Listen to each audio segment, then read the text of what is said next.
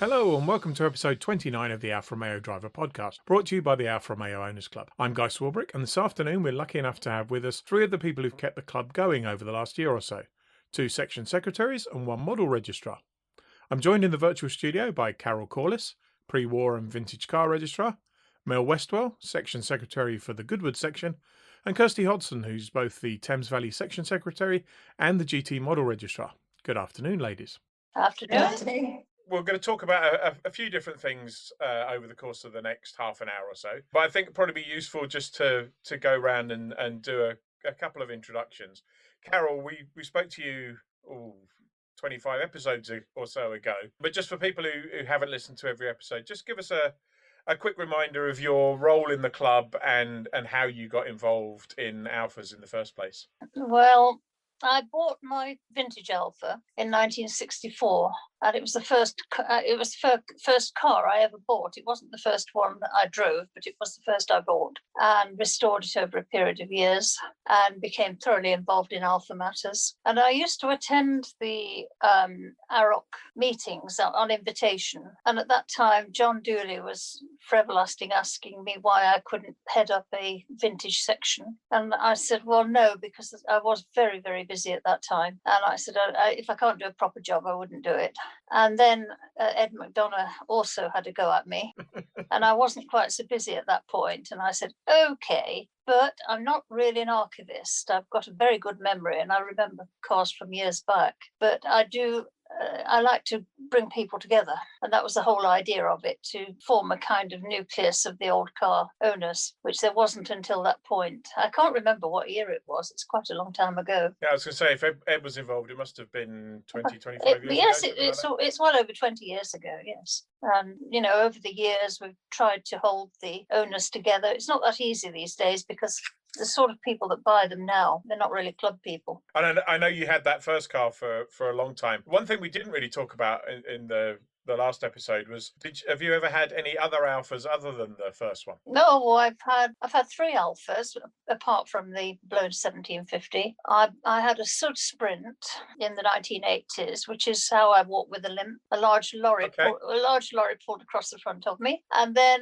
I had a 147, the little collezione thing, which I thoroughly enjoyed. It was a great car on the road, that was. And when I came to sell that, I thought, well, I was just mulling it over, and one of my friends had the QV Giulietta and only done 21,000 miles, and said, would you like this? So I said, yes, I rather think I would. So I've had that since. I've had this about 3 years now. Well, that does mean we've got 3 of your 4 Alfas in common. Oh, right. The obvious one that I haven't had being the blown 1750. But... Right. Well, considering that in those days, everyone thought I was crackers. There wasn't really much involvement with women in the trade, as you might say. And when I bought it, they all thought I'd gone loopy. Of course, later on, it became the thing to have a vintage car. And everyone was saying, oh, how on earth did you get this? Well, quite simply, I paid £25 for it. And it was in the back of a garage and in their sort of back paddock. And, you couldn't you can't even buy a head gasket for one at that price now.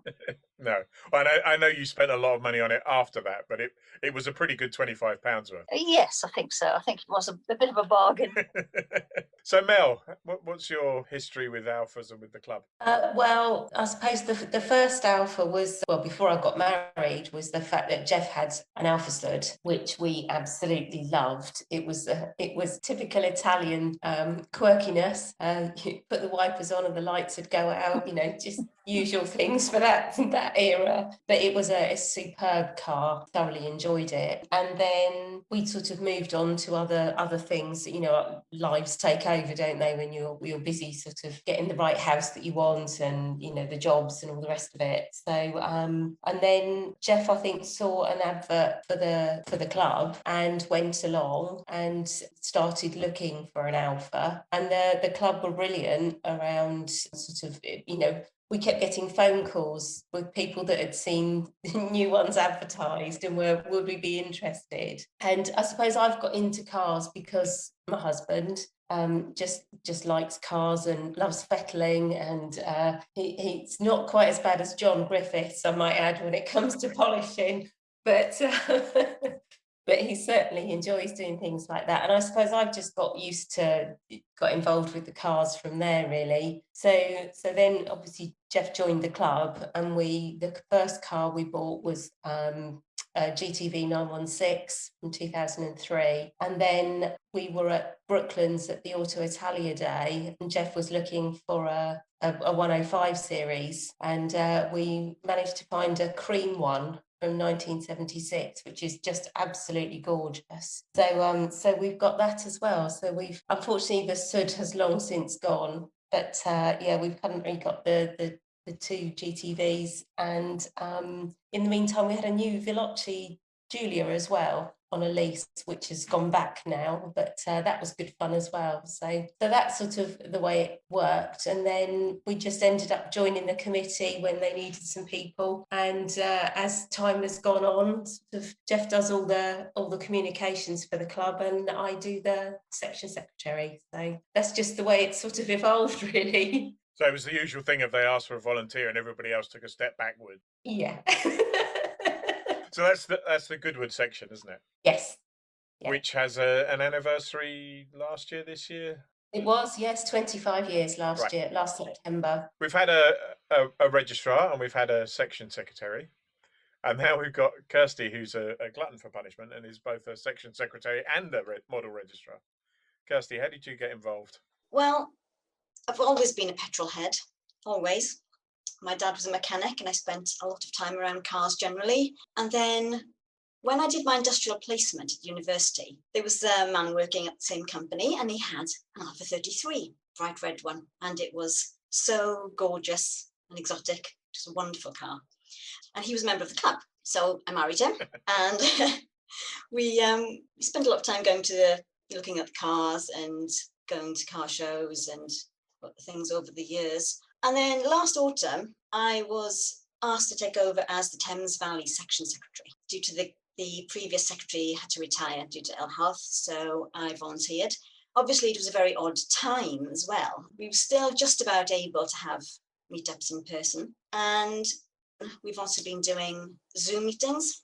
And a couple of months ago, I was asked to also be the GT Registrar. Well, actually, I looked in the magazine and I noticed that the GT Registrar position was vacant. Now, I own a GT, so I mentioned this to Guy. I said, Guy, why is the GT Registrar position vacant? And he said, well. And now I am the GT Registrar. So in terms of the Alphas that I personally owned, we've always had Alphas, but nevertheless, my first Alpha was an Alpha 146. And it was a lovely, lovely car. And I used to take it on track days because I like track days. And what I realised quite quickly was it had the 1.8 twin spark engine, and that was too slow, far too slow to be on track. So I ended up replacing it with the GT that I have now, which is the 3.2 litre V6 version, which is not too slow on track. It's very, very quick indeed and handles beautifully. So I've had it for about over 10 years now, and that is my daily car. I've retired. There's another half an Alpha in the family as well, isn't there? There's kind of, yes. We also have a Giulietta, which is the sensible family car, obviously. And we also have a Lancia Stratos replica, which has the Alpha 3-litre block, the 12-valve version of the engine that's in my car, which is the 24-valve version. So you kind of touched on it there in terms of Zoom meetings. You've probably got the least experience of any of us of being involved in normal times because you had, 2 or 3 months before things started to lock down. How have you found being a section secretary during the pandemic? We've just had to find other ways, basically. Instead of having the monthly pub meet, we now have monthly Zoom meetings, which we have, a core of people who really love those. And they're people who didn't actually also come to the pub. It's a slightly different audience. There's an overlap, but we've reached an audience we didn't have before on a regular basis, which is wonderful. And I do think that we should probably continue the Zoom meetings in some way or another, even if it's not monthly. But we want to keep these people who love the Zoom meetings in the fold, so to speak. And I think, obviously, you've not got much to compare it with, but I think from what I've seen, it's probably a more intensive role in being involved with the Zoom meetings than it is when you have a pub meeting. Because a pub meeting, you kind of go along and hang around with people and have a chat to a few people. Whereas with the Zoom meetings, there's a kind of responsibility to keep the whole thing going. It's more work, but it is very rewarding. Yes, you do have to kind of provide the entertainment. We've done a lot of Kahoot quizzes, we've done guest speakers, I've done little presentations and things like that. I have a theme for each Zoom meeting, basically. Occasionally we've just turned up and chatted, like we did yesterday, last night. We just chatted. It was lovely. I did all the preparation for the press photo gallery conversation that we didn't have. Exactly, me too. Mel, you've got a slightly different situation because you were more involved in the pre-pandemic side. How have you found the last year? Well, to be fair, I suppose a bit like everyone else, I suppose, we sort of didn't do an awful lot to start with, thinking that, you know, it'd probably not be as long as it was. And we did have one sort of meet, just the sort of flying meet. We said we'd turn up at a car park, but it turned into, there was quite a lot of people turned up. I think they were desperate to get out. So that was the only one we did, because obviously then we were all advised, you know, don't do that. So we didn't. And we just sort of kept in touch with people doing newsletters and what have you, rather than going down the Zoom meeting route. But we have got back in, you know, we've got into that a bit more recently, actually. So we did our AGM via Zoom, and then John Griffiths does a talk the end of last month. You're very kindly coming this month. I can only apologise in advance.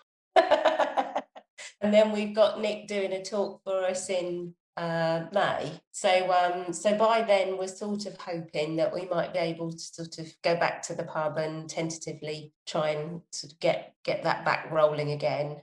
And interestingly, we found that, you know, the last couple of meetings that we've done, it's the same people that come to our Zoom meetings that came to the pub. Right. So whether we keep them going or not, I don't know yet. The jury's out. I think we'll probably, as a committee, have a chat about that closer to the time, or, you know, later on, to see how things go. I think from our perspective as well, it's, you know, fingers crossed as to whether the pub's going to reopen as well. Yeah, and we'll talk a little bit about that in a minute. Yeah, that's it. Because our pub meetings are more around, you know, whilst we do have all the cars lined up outside, and a lot of the chaps and some of the women as well go out and have a look at all the cars.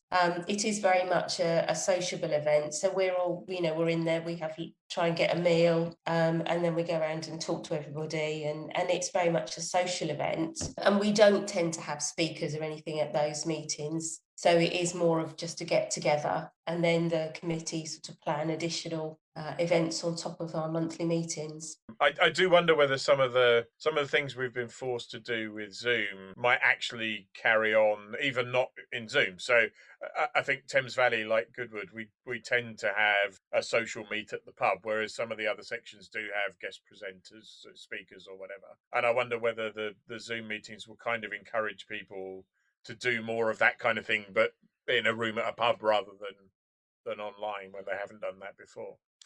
Carol, we'll talk about the register side of things recently, but I know you've attended a few of the Zoom meetings from around the country. Yes, I did one with the Kent and East Sussex bunch last week. So we had a good chat about things. Mind you, they're quite a long way from me. So when they were saying you must join us on this and that and the other, and I thought, well, yes, it's not exactly a half-hour trip, but never mind.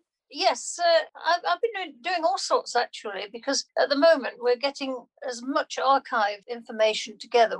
There's a bunch of us pooling this archive information, which is quite important to root out, you know, what's genuine and what isn't. And it's never really been done thoroughly before. So that's what we're working on right now. Also gone back into the journalism thing a bit. I'm working for a couple of magazines now, so I had to brush up my skills. But that's not, I do some things on Alpha, but I do them on other topics. As you probably know, I'm quite heavily into the BRMs and ERAs as well. Right. So that's, the Alpha's a bit diluted on those. So the archive is what's kept you busy from an Alpha and Register perspective over the last 12 months, is it? Well, yes, and also I do get calls from people interested in finding out about a particular car, so I then delve in and tell them what I can on it. Try not to get involved in people's ideas of values and things like that. I don't really want to be advising them commercially. I can tell them what the car's all about, but I don't really want to become a kind of agent. Yeah, so that's it at the moment. So in terms of coming out of all of this, and we'll start with the historic and pre-war scene, is there anything that's currently survived the calendar? Is there anything that you... Well, yes, we've got Vintage Silverstone a week on Saturday. I'm covering it for the journalism bit, but there's no spectators there. One of my friends wants to come along, and I could do with somebody alongside, but I don't know quite where we stand on that. I'm finding out right now. Yeah.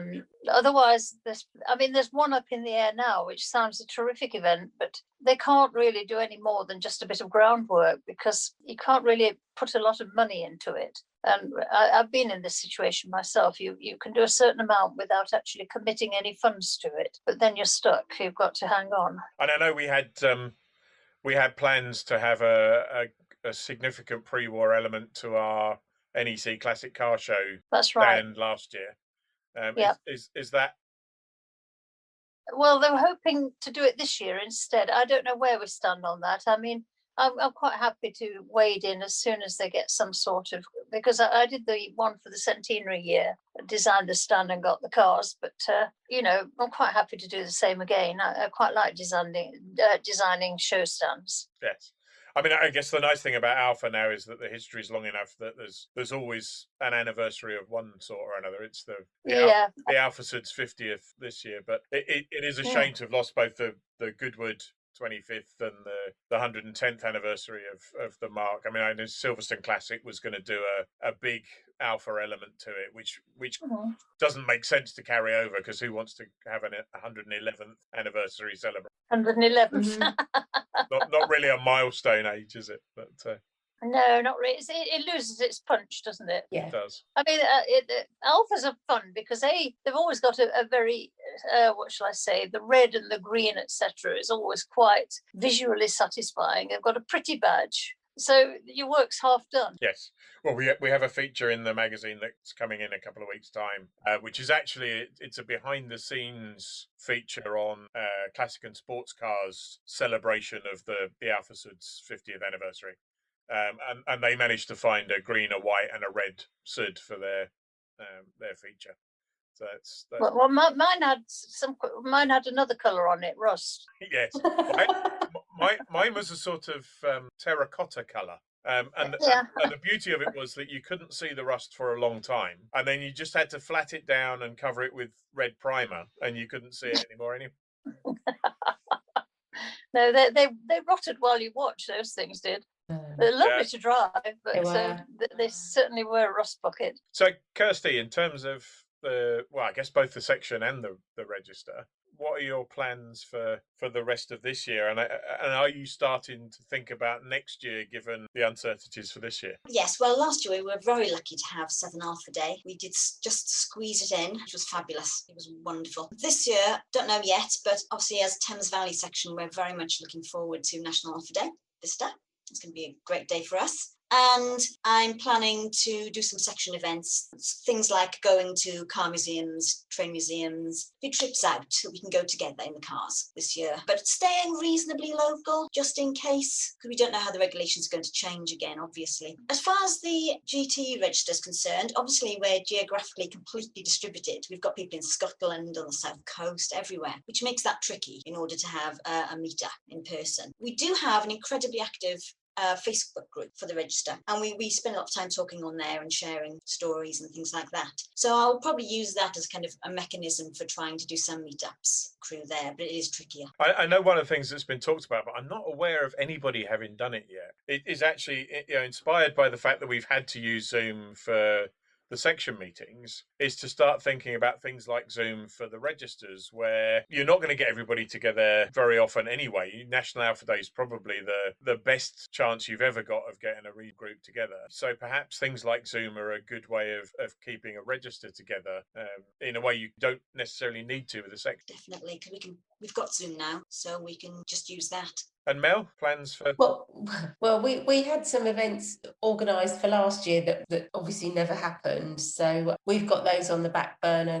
They just really need a bit of a tweak for this year. So we'll probably pick those back up as and when we can. But yeah, again, looking forward to getting out at some of the the major club events, and with the Spring Alpha Day being moved to autumn, and so that would be obviously a bit further afield now. It's being up, not that it wasn't in Yorkshire before, but so we'll perhaps try and make more of a holiday of it and perhaps go up for longer than just a few days. So it's just sort of trying to work that in, I think.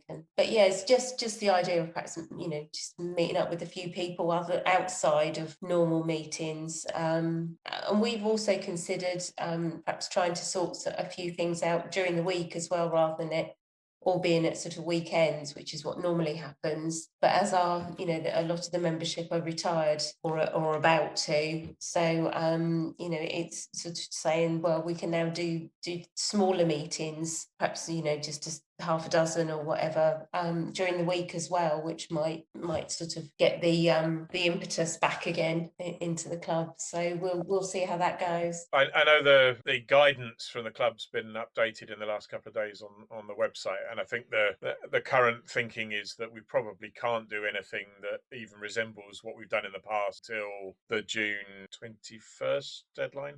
Yeah. Which is currently looking like everything coming off. And I guess in some ways for the pub meetings, that's not a bad date, because June, July, August, September are probably the peak months for doing something in the car park or the field behind the pub anyway. So I guess if it was going to come off at any point, that's not a bad time for it to happen. But I think in Thames Valley we found that the pubs don't yet know what they're going to do. The normal pub that we use hasn't actually got plans. Yeah, they're closed at the moment and don't know. They can't even tell us whether they'll be open when we're ready to go back. It's a bit of a challenge. Yeah. So away from the pandemic, is there anything else you'd like to see the club doing? I'd just like to say that I've got a lot out of the club. I mean, I haven't been that active when my family was younger, but I've done things like there's used to be sprint championship, and I did a couple of races in my GT with that, and that's kind of often overlooked, I think, as well.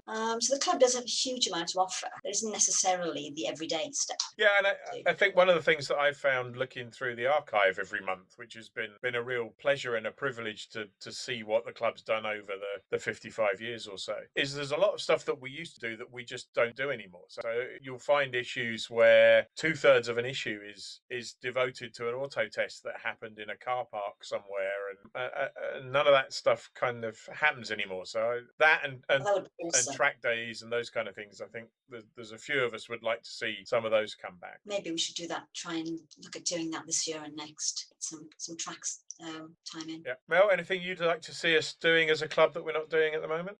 No, I think it's quite a varied sort of program usually, and I mean, being down here next, close to Goodwood, there's quite a few different track days and what have you that are on down there, which we sort of pop over to, and it's nice because you can just wander in, stay for as long as you want, and wander out again. It's it's quite nice, and if you're lucky enough that some of the club members are running cars round, like the display laps at lunchtime, that sort of thing, you can bag a ride quite often, which is quite nice. And obviously we've gone off to sort of Castle Combe and different things that are going on, so it's quite varied, and I don't think there's no pressure. You go to what you can fit in. You're not tied in quite the same way as you can be with some other sort of clubs and events, so it's quite nice really to just sort of be able to go off and do things. So I think also we found that, you know, from it's a social perspective as well. And, you know, you meet up with people that, you know, you're all like-minded because you all love the cars anyway. But it produces some great friendships that we've made, that we've kept, and people that have perhaps given up their Alphas for whatever reason and moved away and what have you, and we've still kept in touch with them. And I think it's that sociability and the social side of it that I think is just really good. Yeah. You know, and you make some really good friends, and they're always there as well. You know, we have a problem with the car, we know that there's half a dozen people within the club that you can ring up and go, "We've got a problem with this, what do you think?" And you can have the answer fairly swiftly, or a volunteer to come and help you, or you can nip to them and they'll help, you know, they'll fix it for you. So Yeah. you know, it's great having that sort of, you know, set of people around you. It's really good. Occasionally you get 4 answers that can't all be right, but You need to be careful about who you ask. No, I think there's a great camaraderie in the club, and it particularly reminds me when we did the centenary down in Milan. That was one of the last big events I did with my Alpha, and on the way back, we'd left the car parked in the underground car park in this hotel. And there were some young lads that were fooling around. Well, we didn't realise until we got about an hour up the road, they'd put dirt in my filler cap. And we were in a tunnel, the one that goes up out of Como towards the Swiss border. And it stopped in the middle of this tunnel. And if you've ever been in a tunnel with single track, you know, just a single track road with lorries coming up behind you, it was terrifying. it would be bad enough in a modern car, but yeah, I mean, the lights on those things aren't that good. Anyway, I felt very vulnerable, and I just said, resist the temptation, count to 10, because I was sure it was petrol. And I thought, if I give it a moment or two, enough will filter through. And it did, and it got us out of the tunnel. But when we'd got to the other end, we staggered onto the hard shoulder, and there were about 10 Alphas stopped. A lot of the Dutch brigade, all the Dutch were down there in force, but they all, practically every car coming along stopped. We had to keep waving them on because it was an embarrassment, really. There were about 12 Alphas stopped at the side of the hard shoulder. it's interesting. A couple of you said about track activities and moving activities. I'll probably get in trouble for saying this because I'm not sure whether it's been announced yet, and I don't know enough of the details to cause any major damage. But You're teasing us. I am. There's going to be a moving driving element to National Alpha Day this year for the first time in a long time, which is being done in conjunction with Alfa Romeo. So I don't think it's going to be driving our own cars. Oh, good. But I think there are going to be cars there that we're going to be able to go about in. Yeah. As well as 2 lots of sim racing. So the Owners Club sim racers are going to have 8 simulators there for people to have a try, and I think Pirelli are going to have some Formula One simulators there as well. So should be something for everybody there. Count me in. Club trips. I've never been on a club trip, but I would love to do so. Hoping to take my GT on the NC 500 if I can in the next year or two. But it'd be lovely to go with the club somewhere. Yeah, and I know the Ireland trip is hugely well thought of. I'd love to do that. I would have loved to have done one of Ken Carrington's Andiamo a Milano trips, but he did some superb trips. The challenge I have is my wife's a teacher. So I think the Ireland trip is usually sort of close to the October half term, but doesn't quite line up. So kind of rules them out for me. But I've never heard a bad word about any of the trips that Nick organises. Nick Clancy rather than Nick Wright. Nick Wright just organises everything else. So yeah, any places. I mean, we typically go to Spettacolo Sportiva at Zandvoort and Ireland, and often a trip to Italy of some sort. Any kind of trip you'd particularly like to do, Kirsty? Apart from the NC 500, I'd like to do probably North Wales. Some lovely roads up there too. Snowdonia.